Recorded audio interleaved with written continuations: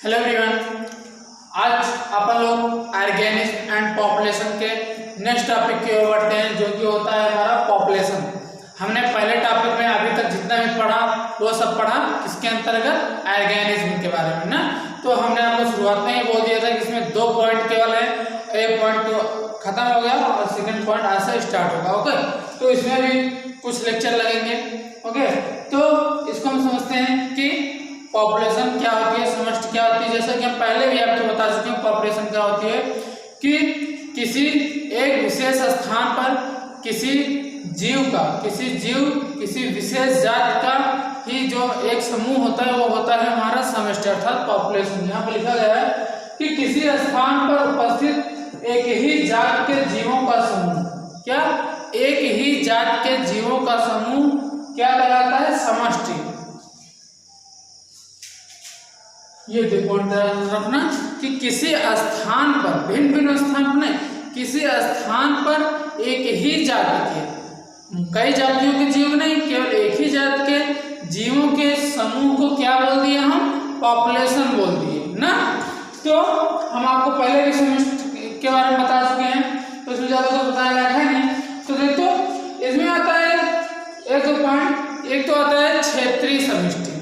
क्षेत्रीय समष्टि क्या होती है, इसे बोलते हैं लोकल पॉपुलेशन एंड, या फिर बोल सकते हैं डेंस, इसी को बोल सकते हैं डेंस भी इसे बोलते हैं लोकल पॉपुलेशन को। अब जैसे एक जात की ले लो, एक ह्यूमन बॉडी की ले लो, एक कैट ले लो, या फिर काऊ ले लो, या फिर डॉग ले लो, किसी एक जात का लेना है, भिन्न भिन्न जात के जीवों का नहीं। किसी यदि आप पॉपुलेशन यानी जनसंख्या भी इसे बोल सकते हैं, फिर समष्टि बोल सकते हैं। तो मतलब जब आप किसी की विवेचना करेंगे कि समष्टि इसके बारे में, इसकी समष्टि क्या है, तो किसी एक जात के जीव का ही होगा, मतलब एक ही जात का। अब वो जात के जीव दूसरे स्थान पर भी पाए जा सकते हैं, ये बात नहीं है, लेकिन हम किसी लोकलाइज्ड स्थान पर बात कर रहे हैं। ओके, ये बात ध्यान देना। तो अगर हम क्षेत्रीय समष्टि की बात करें तो क्षेत्रीय समष्टि में क्या होता है कि किसी जीव की समष्टि जो किसी निश्चित स्थान पर रहती है। ओके, इतनी बात तो समझ में आती है कि किसी जीव की समष्टि जो किसी निश्चित स्थान पर रहती है, उस स्थान की क्षेत्रीय समष्टि कहलाती है ना। तो क्षेत्रीय समष्टि जो होती है लोकल पॉपुलेशन, वो होती है किसी जीव की समष्टि जो किसी निश्चित स्थान पर रहती है, उस स्थान की क्षेत्रीय समष्टि कहलाती है। अब जो समष्टियां होती हैं, अब वो कहीं भी रह सकती हैं, मतलब जरूरी नहीं है केवल एक ही स्थान पर रहें। जो किसी भी जात के जीव का, अब जैसे एक ह्यूमन बॉडी को ले लो, ये एक ह्यूमन बॉडी इस क्षेत्र में भी रहेंगे और आप दूसरे स्थानों पर चले जाएंगे तो वहां पर भी आपको ह्यूमन बॉडी मिलेंगे ना। तो भिन्न भिन्न स्थानों पर एक ही जात के जीव उपस्थित होते हैं, लेकिन जो किसी विशेष स्थान पर क्षेत्रीय रूप से वो वहीं पर लोकलाइज्ड होते हैं, उसे क्या बोलते हैं हम, क्षेत्रीय समष्टि बोलते हैं। ओके, अर्थात एक निश्चित स्थान पर रहते हैं। इसमें एग्जांपल आ जाता है, जैसे कि एक ह्यूमन बॉडी को ही ले लो, होमो सैपियंस इनहैबिटिंग जिसे बोलते हैं। ये पर्वत पर भी रहते हैं, मैदानों पर भी रहते हैं, मैदानों जैसे अपन लोग रहते हैं, फिर कुछ जो होमो सैपियंस के होते हैं मनुष्य कुछ पर्वतों पर पाए रहते हैं। ओके, तो यह हो गया हमारा क्षेत्रीय समष्टि। उसमें अगर आगे हम बढ़ते हैं सिस्टर पॉपुलेशन में, तो सिस्टर पॉपुलेशन क्या होता है, इसमें देखो सिस्टर पॉपुलेशन जो होती है वो भिन्न भिन्न स्थानों पर मिलने वाले एक ही जात के जीवों का समूह आपस में सिस्टर पॉपुलेशन कहलाता है। इसमें देखो किसी एक निश्चित स्थान पर था, लेकिन यहाँ पर क्या है, भिन्न स्थान पर। सेम उसी का जस्ट उल्टा है, ये जो क्षेत्रीय समष्टि लोकलाइज्ड था, लेकिन ये जो सिस्टर पॉपुलेशन होता है वो भिन्न भिन्न क्षेत्रों पर, लेकिन एक ही जात के जीवों का समूह, अर्थात भिन्न भिन्न स्थानों पर, भिन्न स्थान पर मिलने वाले एक ही जात के जीवों का समूह जो होता है आपस में सिस्टर पॉपुलेशन कहलाता है। दोनों पॉइंट समझ में आ रहा है ना। अब इसको देखो, इसका मतलब क्या है, देखो अब एक तो लोकल पॉपुलेशन हो गया, वो अपने स्थान पर लोकलाइज्ड हो गया। अब वो लोकल स्थान चाहे वो हिल्स अर्थात मैदान है। ओके, ये लोकलाइज है। कोई जीव आप जहाँ पर रहेंगे तो वही तो आपके लिए एक प्रकार से लोकल का कार्य करेगा, वही एक प्रकार से आपका क्षेत्रीय आवास होगा। तो कोई भी जीव जिस क्षेत्रीय आवास में रहता है, अर्थात जो लोकल पॉपुलेशन हिल्स में है तो उसका क्षेत्रीय पॉपुलेशन, उसका क्षेत्रीय स्थान हिल्स है, और जो लोकल पॉपुलेशन प्लेन्स में है उसका क्षेत्रीय स्थान प्लेन्स है, अर्थात मैदान है ना। तो ये तो हो गया हमारा क्षेत्रीय, ये क्षेत्रीय होगा। लेकिन सिस्टर पॉपुलेशन क्या कहता है, देखो जात तो दोनों ये भी दोनों जात एक ही है, एक ही जात के दो विभिन्न स्थान पर ये है, लेकिन दो विभिन्न स्थान पर अलग अलग स्थान पर। तो ये जो सिस्टर पॉपुलेशन क्या कहता है कि भिन्न स्थानों पर एक ही जात के जीवों का समूह क्या होता है, सिस्टर पॉपुलेशन, अर्थात ये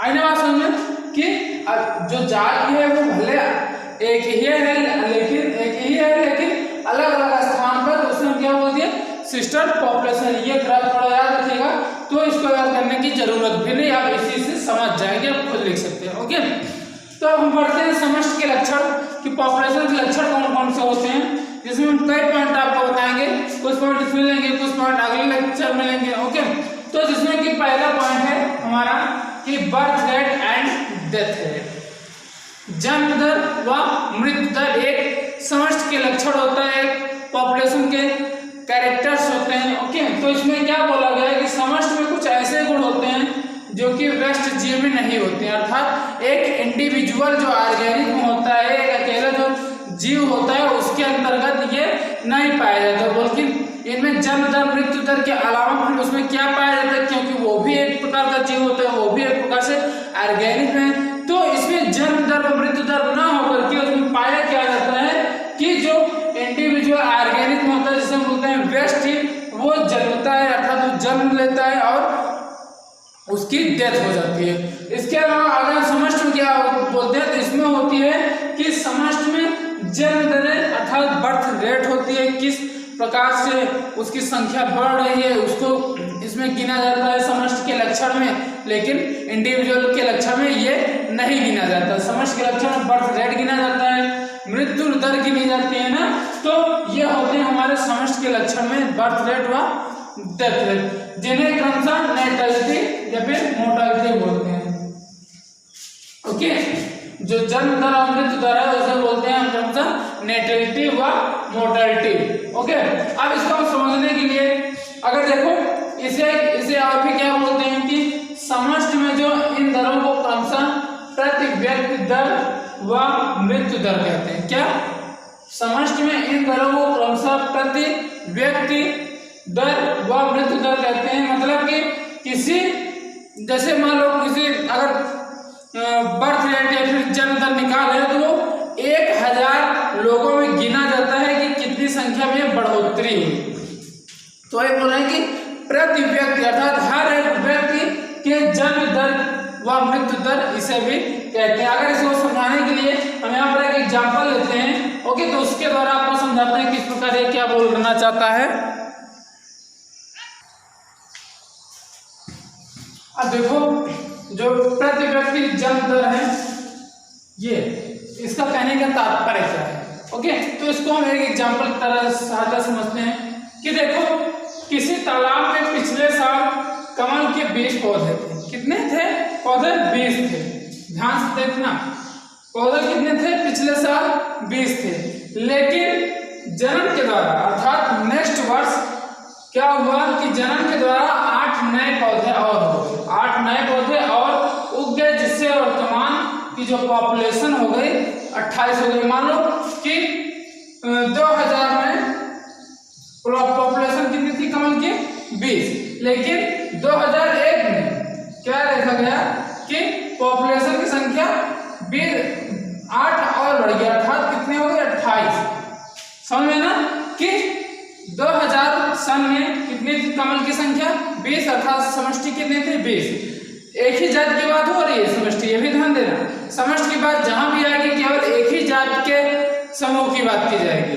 यहाँ पर 2000 में इस कमलों की संख्या 20 थी और 2001 में 20 + 8 अर्थात 8 पौधे और उग गए, 8 पुष्प थे वे जो होते हैं जनन के द्वारा और उग गए। तो हो गई संख्या कितनी हमारे 28। अब इसकी जो जन्म दर होती है अर्थात एक प्रकार से कितनी रेट में बढ़े इसको किस प्रकार निकालते हैं कि देखो जब 28 हो गए तो उस समय जन्म दर क्या होगी, जन्म दर 8/20 अर्थात ये ध्यान देना इसका तात्पर्य यहाँ से कि उस क्षेत्र में उस समष्टि में जितनी भी संख्या उपस्थित होगी उसको लेकर के अर्थात प्रति व्यक्ति जन्म दर निकाली जाती है।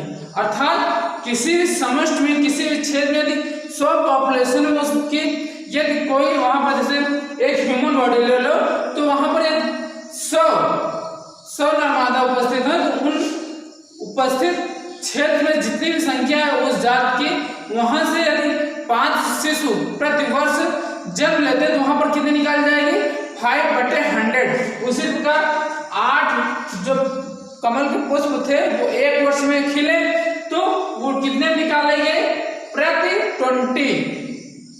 शुरुआत में कितनी थी 20। अब इन्हीं बीज के द्वारा तो 8 ही नए उत्पन्न हुए हैं तो ये निकाला गया प्रति व्यक्ति अर्थात प्रति कमल का जन्म दर कितना है 8। अब 8/20 बराबर अर्थात कितना आ गया जन्म दर 0.4 संतत प्रति कमल प्रति वर्ष। आई बात समझ में ना।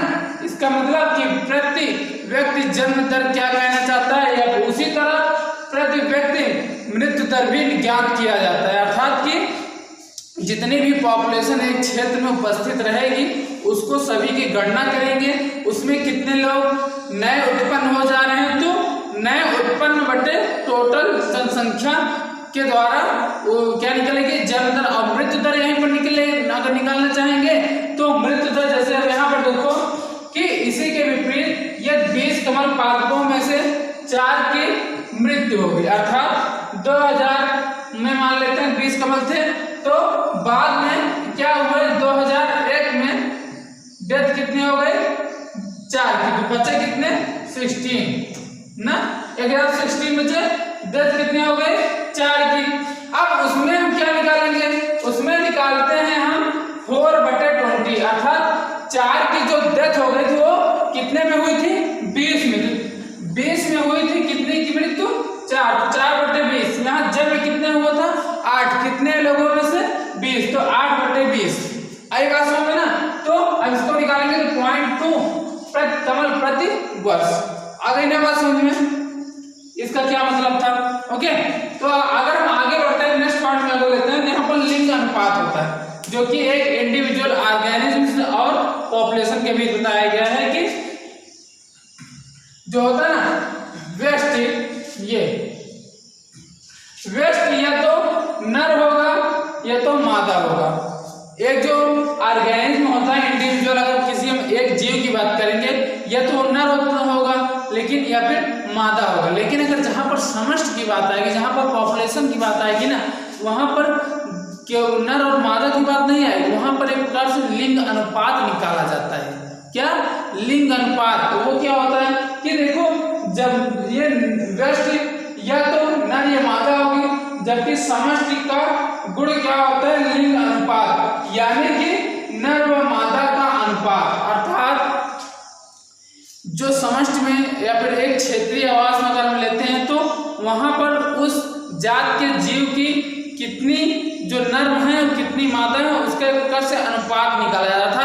अगर 100 लोगों में से लेते हैं तो उन 100 लोगों में से कितनी संख्या पुरुष की है कितनी संख्या नर की मतलब मादा की है तो इसको काउंट करते हैं। तो वही बोला गया है कि इसमें उनका अनुपात होता है। इसमें केवल नर और मादा को अलग अलग काउंट नहीं किया था उसमें उनका अनुपात निकाला जाता है जिसमें हमारे समष्टि के अंतर्गत जैसे समष्टि का 60% स्त्री व 40% पुरुष होते हैं।